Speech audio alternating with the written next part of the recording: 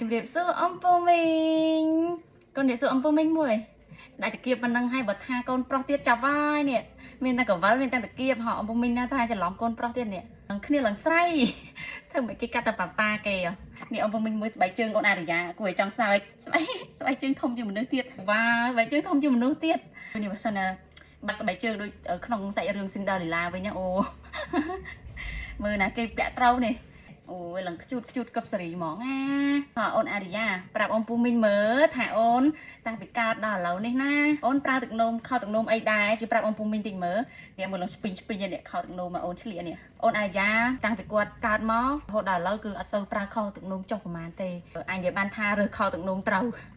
ដល់ពេលរើសខោទឹកនោមត្រូវយ៉ាងទៅអត់សូវប្រើខោទឹកនោមចុះហើយដោយសារអីជាក់ស្ដែងខោទឹកនោមដែលអារិយាប្រើគឺប្រភេទម៉ាករបស់ក្រុមហ៊ុនពីហ្នឹងណាវាមានតាមធឺរបស់ខោមានខោខ្លះទៅតែមួយខោគឺអាចប្រើពេញមួយយប់ហើយខោខ្លះទៀតទៅ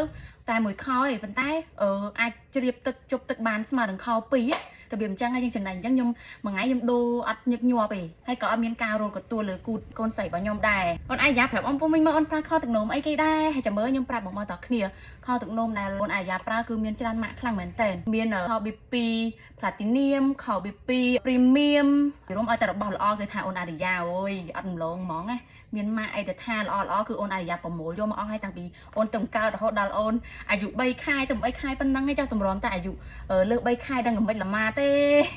នេះគឺជាខោទឹកនោម BP Premium Pad ដែលអូនអារិយាកំពុងតែប្រើរាល់ថ្ងៃដោយម៉ាក់បានដឹងហើយថាខោទឹកនោម BP មានច្រើនជម្រើសទៅតាមតម្រូវការរបស់ម៉ាក់ហើយឥឡូវនេះខោទឹកនោម BP Premium Pad បានផ្លាស់ប្ដូររូបរាងថ្មីហើយមានលក្ខណៈពិសេសច្រើនមែនទែនចំពោះសាច់ខោទន់ជាងមុនហើយស្រូបទឹកនោមបានលឿននិងល្អជាងមុនជាក់ស្ដែងខោទឹកនោមក្មេង BP ស្ដើងទន់ស្ងួតហើយមិនរលាកគូតកូនទៀតហើយខោទឹកនោម BP Premium Pad ទទួលបានវិញ្ញាបនបត្របញ្ជាក់ពីគុណភាពសុវត្ថិភាពសម្រាប់ស្បែកក្មេងពី Clinic ប្រទេសអាល្លឺម៉ង់ហើយអ្វីដែលជាពិសេស BP ជាផលិតផលរបស់ប្រទេសសង្ហបុរីនៅពេលដែលម៉ាក់បានប្រើជាមួយខោទឹកនោមរបស់ក្រុមហ៊ុន BP ហើយធានាថាជាប់ចិត្តមិនចង់ប្ដូរខោទឹកនោមសោះឡើយពីព្រោះខោទឹកនោម BP ផ្ដោតសំខាន់ទៅលើសុខភាពស្បែកកូន